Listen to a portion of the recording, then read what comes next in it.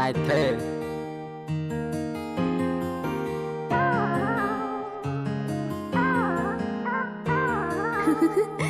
Joker got them heat เรือรอที่ผ่านมามันก็ไม่ง่าย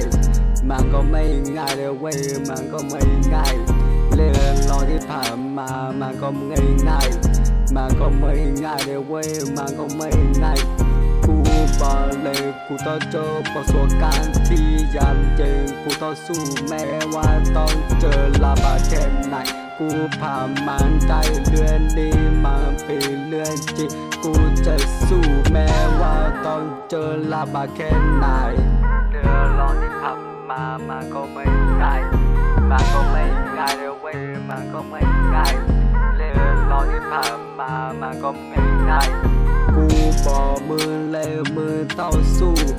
มือต้องเจอปัญหามาใหม่มือต้องไม่ถอยมืออย่าเป็นอะไรมือจะต้องไปถึงคำฝันให้ได้มือจะไม่ยอมแพ้มือมีพี่น้องพ่อแม่ให้กำลังใจมืออยู่แล้วมือต้องมีแรงสู้ต่อไปเดินหน้าไปถึงคำฝันมือไม่ต้องยอมแพ้มือรอที่ผ่านมามันก็ไม่ง่ายมันก็ไม่ง่ายเลยเว้ยมันก็ไม่ง่าย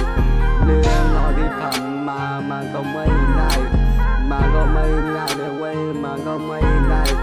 กูจะสู้แม้ว่าต้องเจออุปสรรคที่ยากจริงกูจะไม่ยอมแพ้กูไปถึงข้าวฝังให้ได้แม้ว่าจะในแค่ไหนนะบากแค่ไหนกูจะสู้พยายามทำไปกูไปถึงคำฝันให้ได้กูจะสู้กูจะไม่ยอมแพ้กูไม่ถอยกูจะสู้กูจะไม่ถอยแล้ว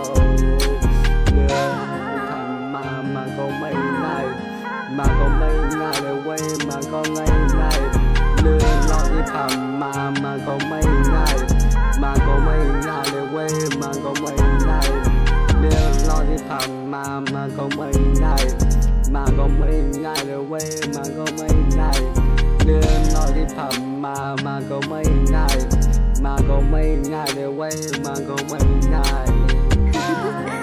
Joker got them heat